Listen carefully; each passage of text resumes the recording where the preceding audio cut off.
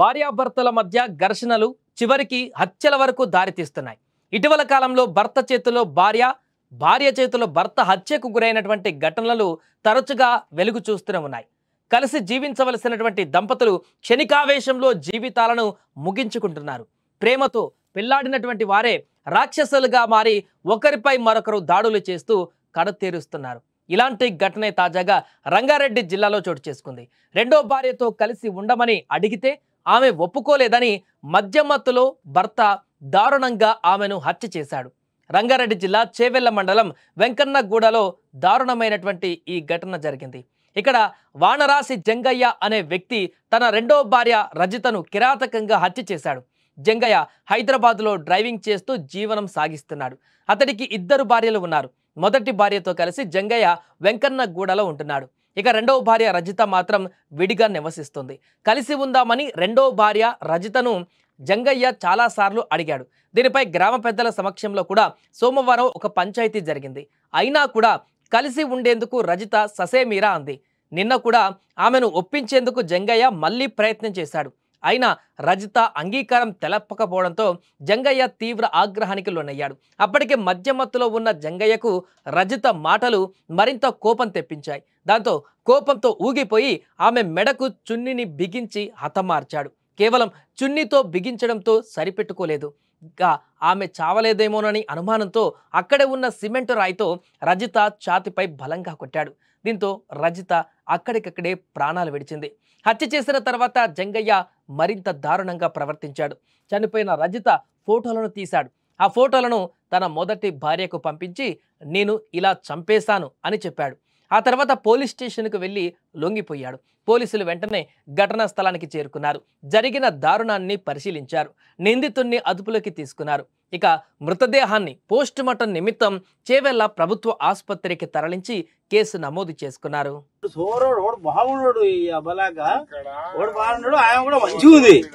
అయితే తలకాయకు ముద్దుగా చెల్ల తెల్లది కాపులాగా ముద్దు కప్పుకున్నది. ఆమె ఎంత ముద్దు ఇట్లా కూర్చున్నది. ఇక వాడు ఎక్కించుకొని పాయ. నేను ఇక్కడ బాట లేదు అక్కడెక్కడ పోతారు అమ్మాయి ఇట్లా కాడిగిన వాటర్ ఇట్లా ఓడి ఆలూరు బాట అందాం అనుకున్నా. పాపంలో మనం జరసేపటికే ఓడు మళ్ళా మలిపాయ. ఇక్కడ ఒక్కడే వాయ ఒక్కడే ఉన్న వాళ్ళు ఇద్దరే పోయినరు. మళ్ళీ ఒక్కడ పోతే అంకల్ ఆయన పెట్టిండేమో మళ్ళీ ఏదైనా సామాన్ పోవని దేనికి పోతుండేమో అనుకున్నాం. ఇక కొంచెం సేపటికే అంబులెన్స్ వచ్చి పోలీసు వాళ్ళు వచ్చి మీకేమైనా అరుపులు కేకలేమని వినవాడా? సప్పుడు అయిందమ్మా.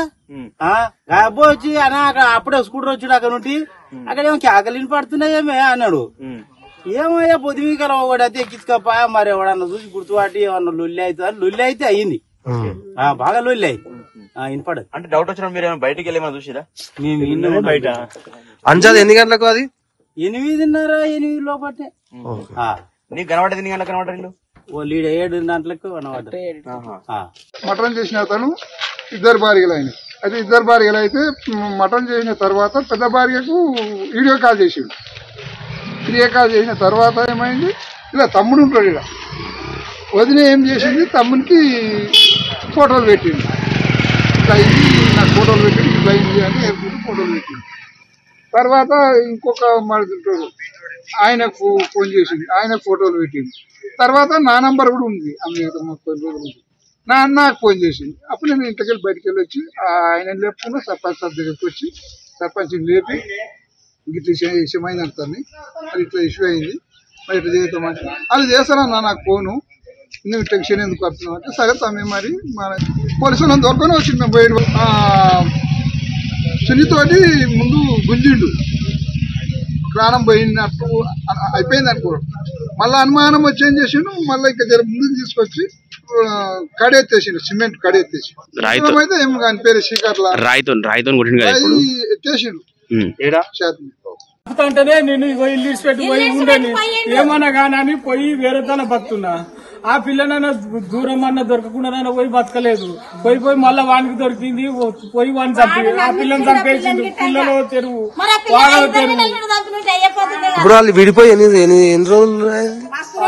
2 years, 2 సంవత్సరాలు 3 సంవత్సరాలు అవుతుంది.